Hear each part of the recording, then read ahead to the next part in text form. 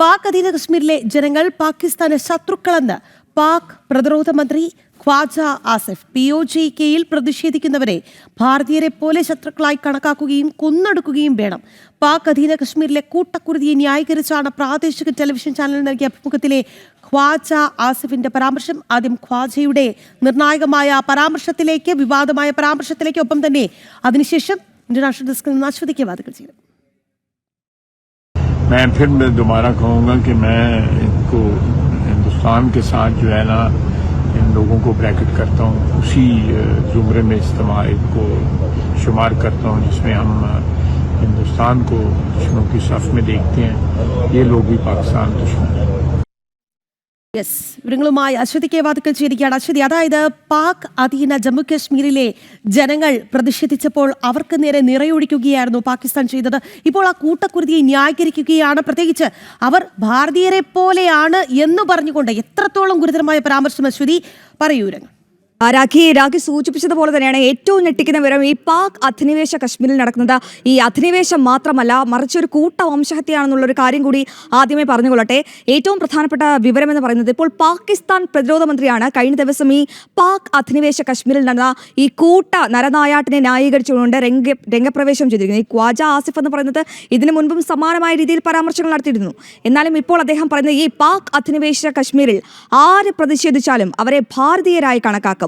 India എന്ന അല്ല, ഭാരതം എന്ന രീതിയിൽ കണക്കാക്കിക്കൊണ്ട്, ശത്രു രാജ്യമായി കണക്കാക്കിക്കൊണ്ട് ഈ ശത്രുക്കളെയെല്ലാം കൊന്നൊടുക്കും. ഇനി ഒരാൾ പ്രതിഷേധിച്ചാൽ അവരെല്ലാം ഇന്ത്യക്കാരായി കണക്കാക്കിക്കൊണ്ട് കൊന്നൊടുക്കുമെന്നാണ് ഖ്വാജ ആസിഫിന്റെ നിർണായക പ്രതികരണം. ഒരു പ്രാദേശിക ടെലിവിഷന് നൽകിയ അഭിമുഖത്തിലാണ് ഈ ഖ്വാജ ആസിഫിന്റെ, ആലോചിക്കണം, ഒരു രാജ്യത്തിന്റെ പ്രതിരോധ മന്ത്രിയാണ് അദ്ദേഹമാണ് ഇത്തരത്തിൽ വലിയ രീതിയിൽ പ്രതിഷേധം അല്ലെങ്കിൽ ഇത്തരത്തിലൊരു വലിയ വിദ്വേഷ പരാമർശം നടത്തിയിരിക്കുന്നത്.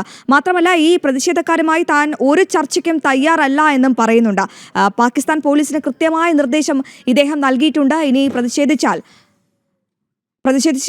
കൃത്യമായി തന്നെ മറുപടി അത് തോക്കുകൊണ്ട് നൽകുമെന്നാണ് അദ്ദേഹം പറയുന്നത്. മറ്റൊരു കാര്യം രാഖി, നമ്മൾ പരിശോധിച്ചാൽ അറിയാം, കഴിഞ്ഞ ദിവസം നടന്ന സംഭവം ഞാനൊന്ന് സൂചിപ്പിക്കാം. അതായത് ഈ പാക് അധിനിവേശ കശ്മീരിൽ തെരഞ്ഞെടുപ്പ് നടക്കുന്നു. അപ്പോൾ ഈ തെരഞ്ഞെടുപ്പ് വേളയിൽ ഇത്തരത്തിൽ ഈ അഭയാർത്ഥികൾക്കായി, കശ്മീർ അഭയാർത്ഥികൾക്കായി 12 സീറ്റുകൾ സംവരണം ചെയ്യുമെന്നൊരു നടപടി ഉണ്ടാകുന്നു.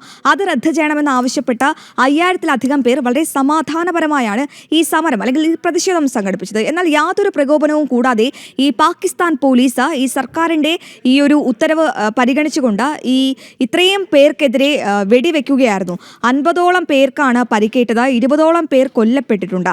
അപ്പോൾ അവിടുത്തെ ഒരു ഈ പാകിസ്ഥാനിലെ തന്നെ ഒരു വ്ളോഗർ ലോകത്തെ അറിയിച്ചത്, ഞാൻ തലനാരിഴയ്ക്കാണ് അവിടെ നിന്നും രക്ഷപ്പെട്ടത്. കാരണം ആ മൃതദേഹങ്ങളൊക്കെ ഇങ്ങനെ കുന്നുകൂടി കിടക്കുന്നത് കണ്ടിട്ട് ഈ പാകിസ്ഥാൻ കാടത്തം അവസാനിപ്പിക്കുന്നെന്ന് പറയാൻ എനിക്ക് ഉറക്കെ തോന്നിയെന്നാണ് അദ്ദേഹം പറയുന്നത്.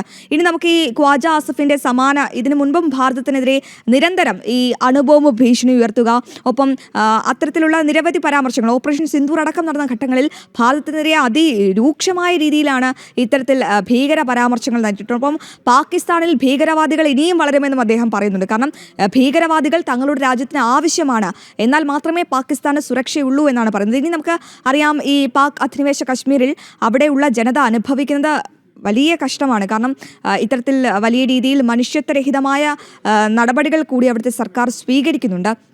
അതിലേറ്റവും പ്രധാനപ്പെട്ടതെന്ന് പറയുന്നത് ഈ അഹമ്മദീയ ഹിന്ദു വംശജർക്കെതിരെ വലിയ രീതിയിലുള്ള അധിക്ഷേപവും അവരെ വലിയ രീതിയിൽ കൊന്നൊടുക്കുകയുമാണ് പാക് ഭരണകൂടം. രാഖി. ശരി അശ്വതി, എന്തായാലും വളരെ ഗുരുതരമായ പരാമർശമാണ് ഈ പാകിസ്ഥാന്റെ ഭാഗത്ത് നിന്ന് വരുന്നത്. അതും അവിടുത്തെ വംശഹത്യയാണ് ഇയാൾ ന്യായീകരിക്കുന്നത് എന്നുള്ളതാണ്. അശ്വതി കെ വാദക്കലാണ് വാർത്തയുടെ വിശദാംശങ്ങൾ നൽകിയത്.